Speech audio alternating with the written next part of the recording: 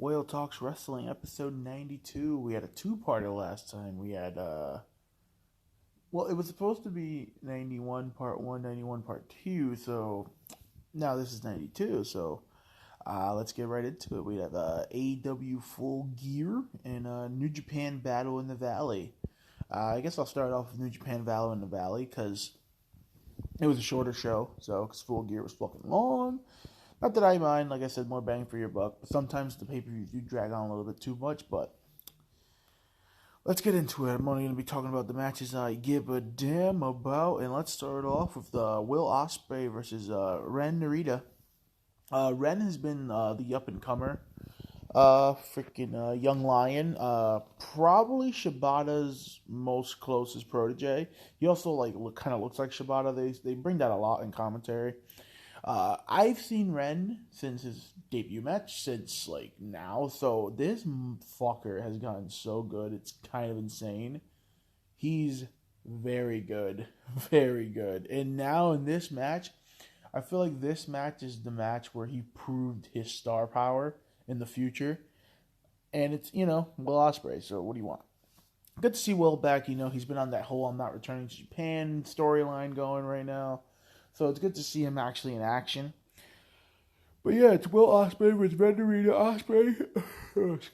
Osprey has 3 belts on him. He also still has the IWGP World Heavyweight Champion. He still thinks he's a champ. I really hope he wins it back at Wrestle Kingdom. His title reign was awesome. The way he won it, just mollywopping everybody cleanly. But Ren jumps Osprey early.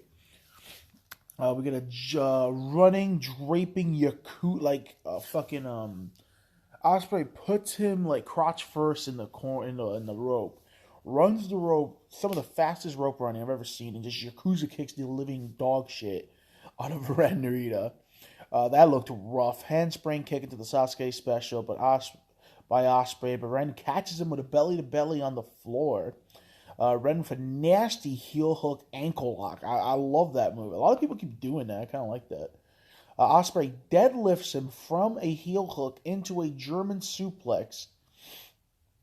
And then Ren hits a German of his own. He has this bad habit. So, like I said, I understand, young lion. This guy's fucking awesome. Who am I? But dude, this dude spikes his own head every German suplex. And it cringes me out so bad. It's a beautiful German suplex. One of the most beautiful German suplexes you've ever seen. A beautiful bridge. But he tombstones his fucking own head every time. That was, it's fucking awesome. But I'm just dude, I'm scared for his life. Ren keeps trying to choke out Will Osprey. Stun Dog Millionaire out of nowhere. Ren with a standing figure 4 and then gives him some nasty chops. While he's in the figure 4, he starts chopping the crap out of Osprey. Turns that into a Scorpion Deathlock.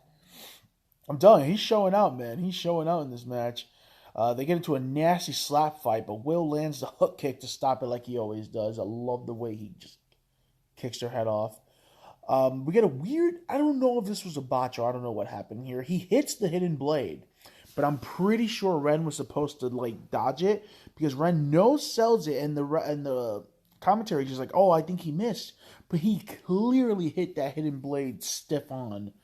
But Ren kind of just no-sells it. That was a little whatever. Osprey ends up hitting the Chelsea's grin to the Ox Cutter. Ren actually kicks out. I really thought that was it.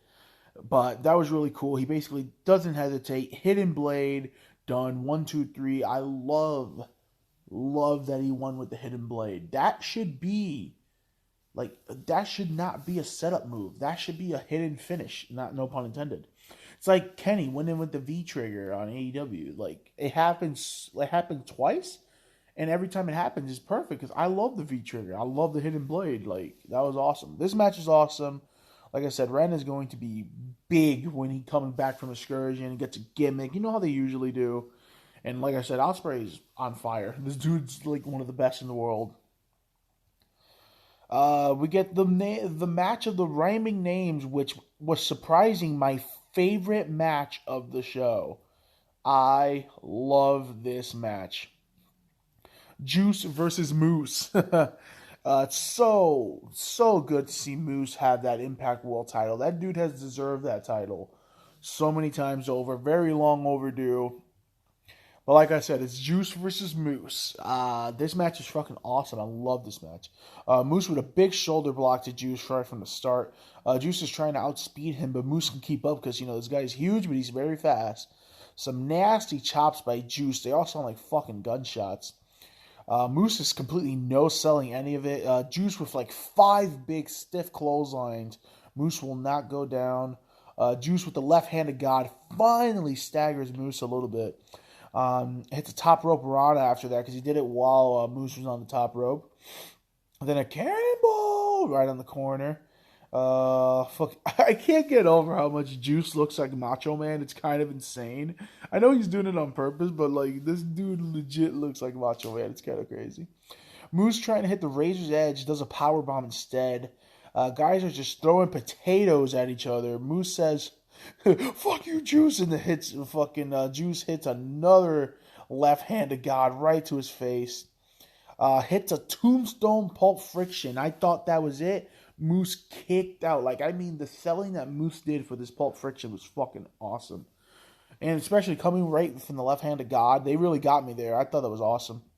This is where the match really picked up.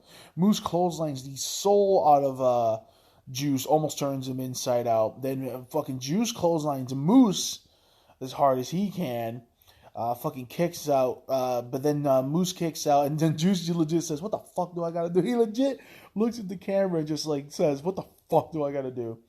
He tries to go for some type of Macho Man elbow here, but then Moose with the top rope Spanish fly, so impressive for a fucking dude who's 6'7".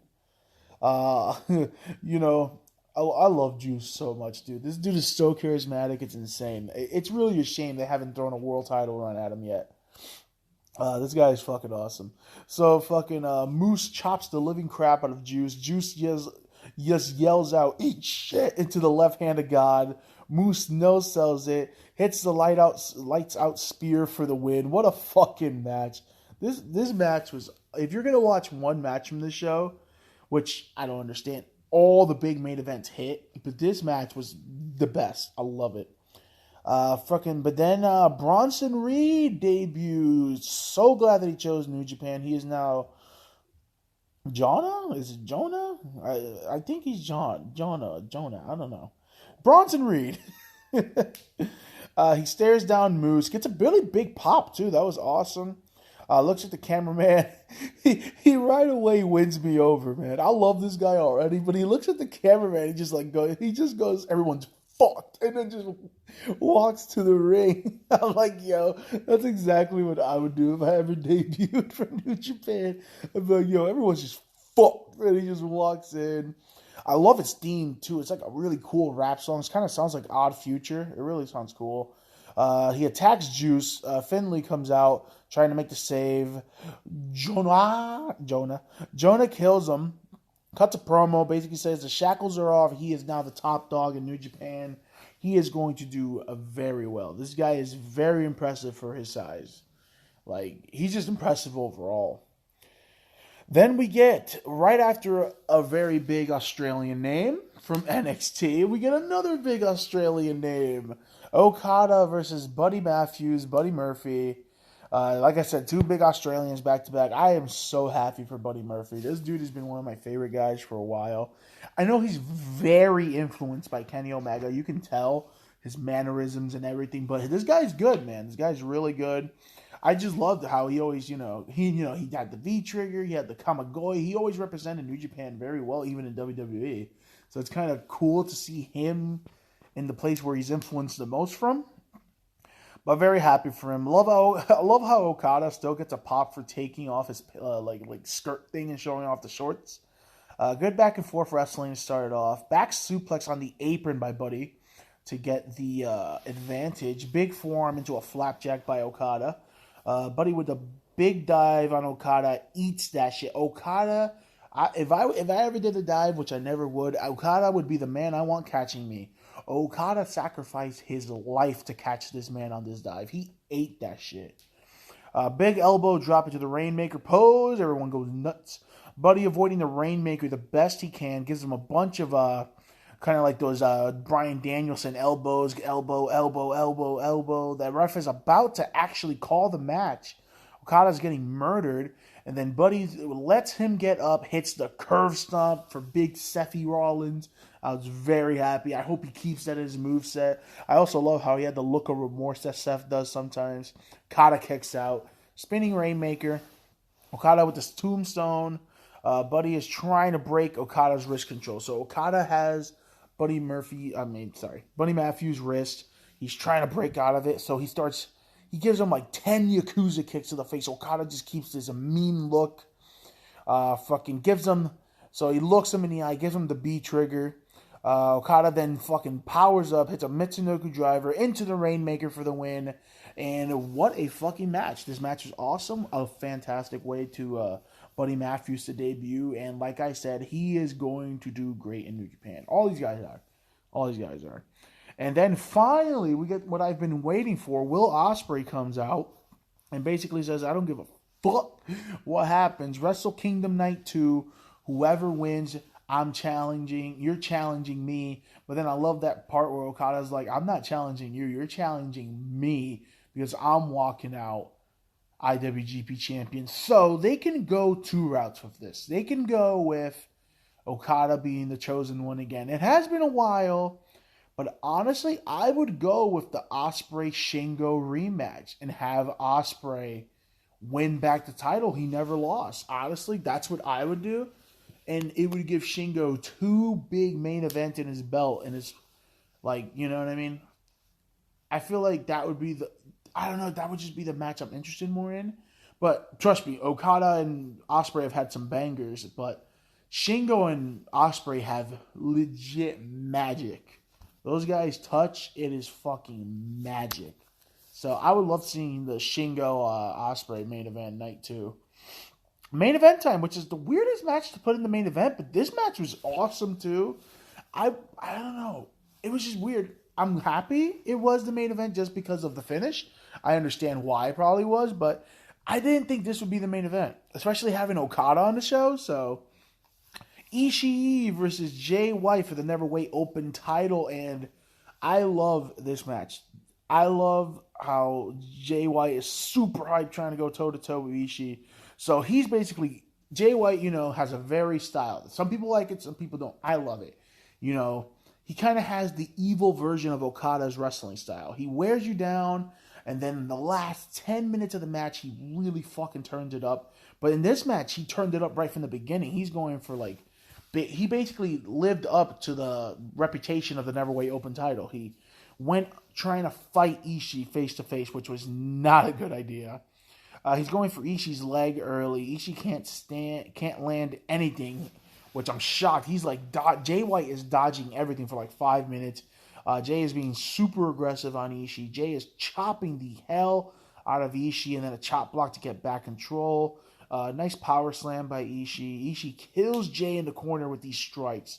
Like, he goes nuts with the fucking strikes in the corner. Jay fights out with a Death Valley driver for a near fall. Spinning Brainbuster, but Ishii kicks out of that. Jay gets revenge in the fucking his own corner strikes. He starts going nuts on him, which you don't really see Jay White doing stuff like that. I really loved how Jay changed his whole fighting style for this. Ishii basically gives him the look of death just by even trying to fight. He's not selling anything. Jay White's trying to hype himself up. Jay with another just bunch of stiff shots. He's just beating the shit out of them. Ishii starts leaning into all his strikes, chops, forearms, kicks. I'm like, uh-oh. You know what this means, baby. You know what this means. He pretty much, so Jay lands probably like 100 strikes. Ishii knocks him down with just 2. Top rope brainbuster. Jay kicks out. Nice to see Jay. Like I said, I really enjoyed this Jay White match. Because, I love Jay White. I think he's one of the best in the world. But a lot of people are just like, oh, I don't like his wrestling style. But I'm like, this dude can adapt to anything, man. Saito on Ishii, he didn't give a fuck. Legit, this dude just rolls over, lands his own Saito, which was even more nasty. But then Jay White does the Saito suplex to the outside. I love that. That move is so dangerous. Kiwi Crusher, but Ishii kicks out. Sleeper suplex, finally hit it by Jay White. Ishii hits a nasty clothesline for a near fall. Jay White says, fuck you, and tries to hit Ishii's brainbuster. Hits the Ishii's brainbuster. Ishii kicks out at 1. Jay White is now officially scared for his life. Flatliner into the sleeper suplex by Jay White. Ishii gets a clothesline, hits another big clothesline. Basically, he's about to end it. Hits the brainbuster, and I go, no fucking way. And yes, he does. 1, 2, 3. New 6-time Neverweight Open champion Ishii. And then he's going to AEW on Wednesday to tag. This is a good time to be an Ishii fan, man. I love this dude. I wish this dude would get a world title run, but I'm glad. I'm glad that I feel like Ishii's having a really good fucking year. He's really, Ishii's, always, that guy that you can count on. He's like Goto to me. Goto and Ishii are the same, but Ishii's match quality is just... The dude carried the G1 almost for me. Him and Zack Sabre Jr. killed it, bro. But, yeah, all the big matches hit. They had other matches, too, but, whatever. I watched. It was okay. I'm here for the big matches, but that was awesome. That was New Japan Battle in the Valley. I thought it was a fantastic show. Even the little minor matches, were pretty good. And they had their own little storylines coming from New Japan Strong, which I keep up with, but I don't really talk about too much. I love the whole TJP joining the Empire and all that stuff, and the stuff they're doing with Darren Young and all that stuff, cutting his hair, the disrespect and all that. That was good shit. But yeah, I thought this was a very, very fun show.